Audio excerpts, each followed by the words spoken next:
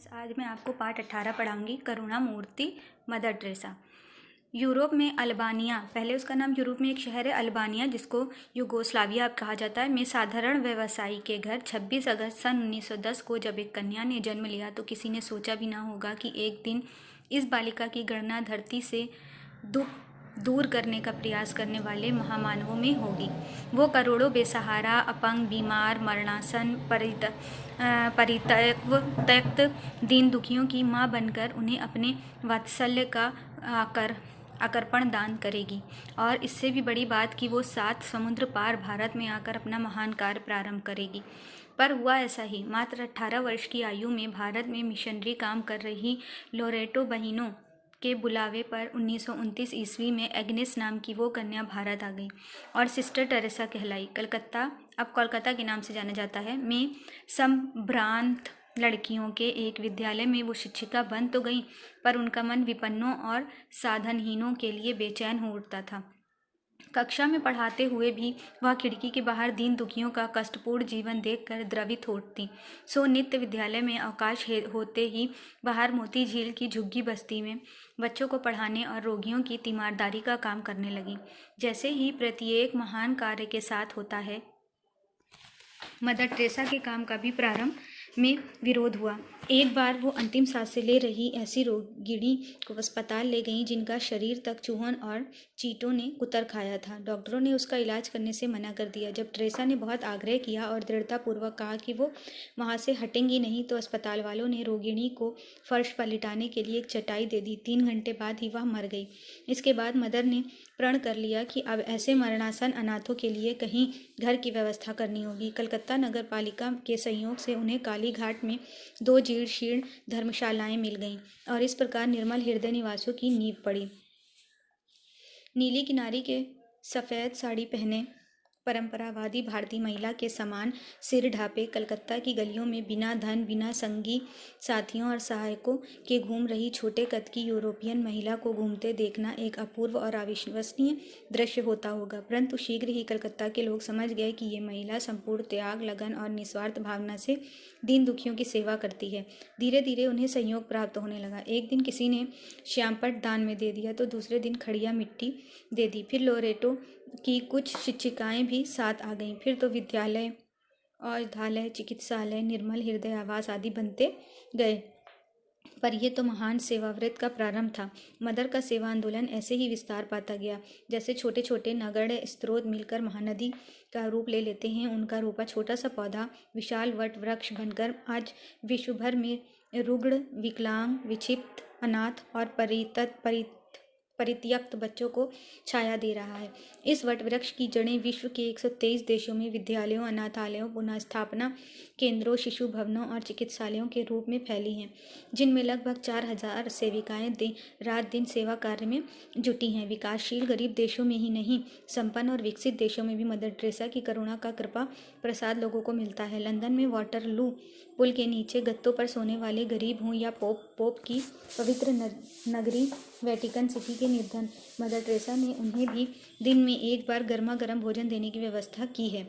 Mother Teresa धर्म, जाति, वंश, पद या राष्ट्रता जैसी सीमाओं से ऊपर थीं। विश्व के संपन्न, यशस्वी और प्रतिष्ठित व्यक्ति भी उनकी सहायता करना अपना पवित्र कर्तव्य समझते थे और अपने किसी योगदान के द्वारा उनके क्रियाकलापों से जुड़ना अपना सौभाग्य मानते थे। उनके आश्रम में आकर झाड़ू, बुहारी और फर्श की सफाई जैसे साधारण कार्य करके वे गौरवान्वित होते थे। यही कारण था कि मदर को धन का अभाव कभी नहीं रहा।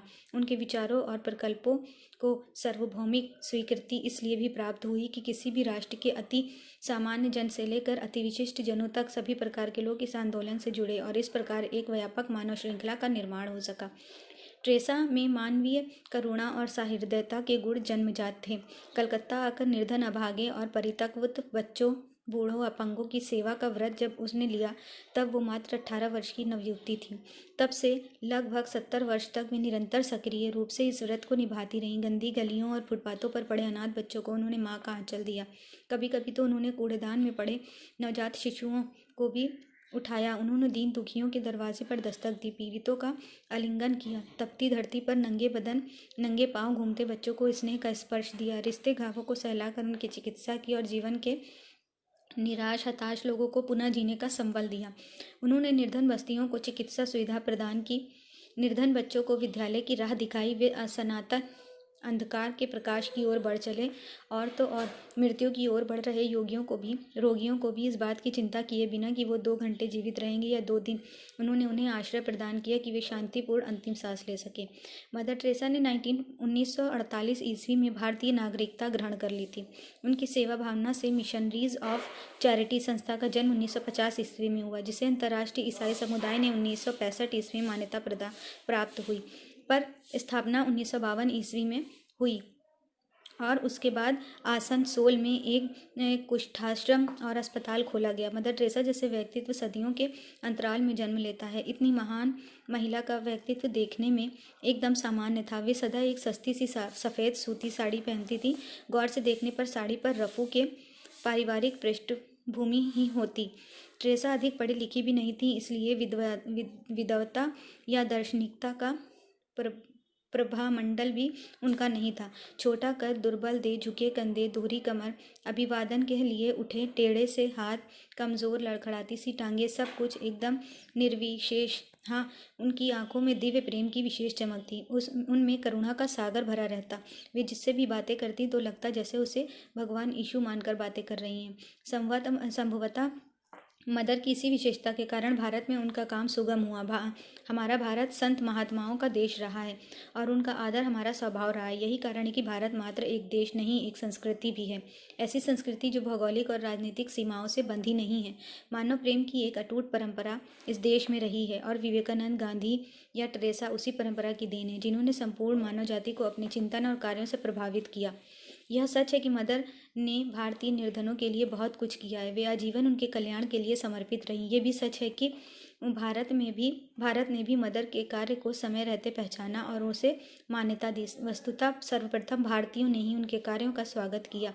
1961 ईस्वी में जब तत्कालीन प्रधानमंत्री जवाहरलाल नेहरू उनसे मिलने गए और मदर ने उन्हें अपना कार्य दिखाना चाहा, तो नेहरू जी ने कहा था, मदर, मुझे आपके कार्य की जानकारी है, इसलिए तो यहाँ आया हूँ। अगले ही वर्ष सन 1962 ईस्वी में उन्हें पद्मश्री की उपाधि से विभूषित किया गया। उसके बाद उन्हें एशिया का प्रतिष्ठित सम्मान मैग्सायसाय प्राप्त हुआ। 1989 ईस्वी में उन्हें शांति के लिए नोबेल पुरस्कार प्राप्त हुआ और 1980 ईस्वी में देश ने उन्हें भारत रत्न की उपाधि से विभूषित किया। सच तो यह है कि उन्होंने सम्मानों की प्रतिष्ठा बढ़ाई तो वे महान संत के रूप में सबके हृदय में प्रतिष्ठित हो ही चुकी थी। 5 सितंबर 1997 ईस्वी को ये दिव्य ज्योति महाज्योति में समा गई।